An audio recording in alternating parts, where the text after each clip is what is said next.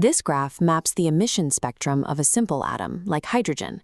Because the electron jumps cleanly between isolated energy levels, it absorbs and emits photons at specific wavelengths, producing these sharp, distinct spikes. But if we run a complex organic dye or a molecular gas through the same spectrometer, that simplicity vanishes. Instead of sharp spikes, we record broad, smeared, multi-peaked absorption bands. Standard quantum models designed for single electrons fail to predict these broad features. If molecular energy levels were as isolated as atomic ones, the resulting spectrum would remain mathematically precise. The difference is that molecules are bound systems of multiple nuclei.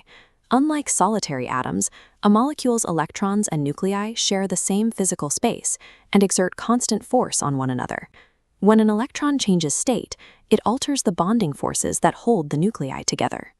This shift happens instantly, placing the entire nuclear framework into a different potential energy environment.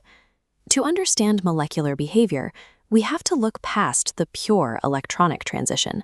We must adopt a model where the motion of the electrons and the vibration of the nuclei are treated as a single linked event. This event is the vibronic transition, a simultaneous change in both the electronic state and the vibrational state of a molecule.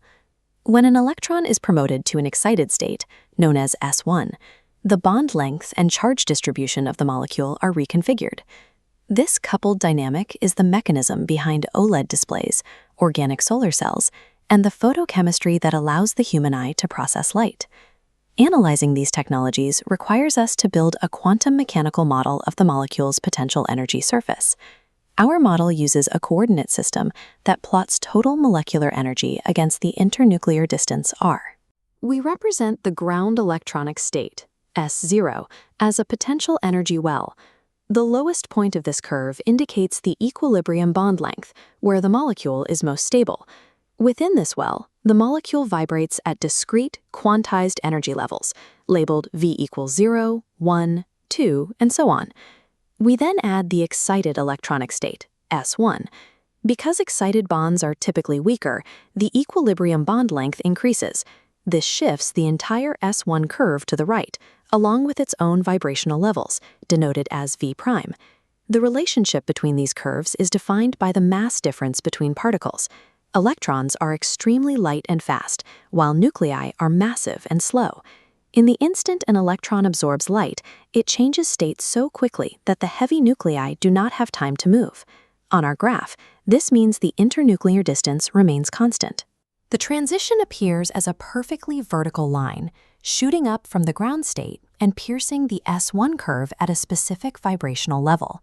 This verticality dictates which excited vibrational state the molecule is forced to adopt, structurally linking the light it absorbs to its internal mechanical vibration. If the transition is always vertical, we have to ask what determines why some spectral peaks are stronger than others. At this scale, molecular position is defined by wavefunctions. These shapes map the probability of finding the nuclei at a specific distance. This formula represents the Franck-Condon factor. It states transition probability is proportional to the square of the overlap between starting and ending vibrational wavefunctions. Physically, this means spectral intensity depends on the spatial alignment of these wavefunctions at the moment of the jump. This dismantles the idea that a 0-to-0 transition is always the strongest. If the excited state geometry is significantly different, the vertical path will miss the lowest energy wave function and align instead with the nodes of higher vibrational states, like V' equals 2. The relative heights of peaks on a spectrum are not random. They are a direct readout of how perfectly the initial nuclear wave function aligns with the new one. To see how these probabilities appear in a lab, we can map them onto a standard spectrum graph. As we trace vertical arrows to different vibrational levels, corresponding peaks grow on the spectrum. This is a vibronic progression. However, molecules don't stay in these high-energy states. We have to look at what happens immediately after absorption to understand fluorescence. Through collisions with its environment, the molecule sheds thermal energy and relaxes down to the lowest vibrational level of the excited state, V' equals 0. From this relaxed state, the molecule finally emits a photon and drops vertically back down to the ground state. Because energy was lost during the initial relaxation, These downward emission arrows are physically shorter than the upward absorption arrows. Lower energy transitions result in longer wavelengths of light. This shift in wavelength between absorption and emission is the Stokes shift. This sequence, vertical absorption, relaxation, and vertical emission, explains why fluorescence and absorption spectra often appear as mirror images in experimental chemistry. While vibronic bands explain the broad shape of a spectrum, they are actually composed of even finer quantum details. In gas phase experiments, every vibrational peak is actually fractured into dozens of sharp, fine lines. This is because every vibrational level contains a nested ladder of rotational energy states, quantified by the number J. Quantum selection rules only allow rotational states to change by 0 or 1 unit, splitting the transition into 3 distinct branches, P, Q, and R. Vibrational structure reveals how a molecule stretches, but this rotational fine structure allows us to calculate its exact bond lengths and physical dimensions. Our model so far has assumed that the electronic transition and the nuclear vibration are perfectly independent of one another.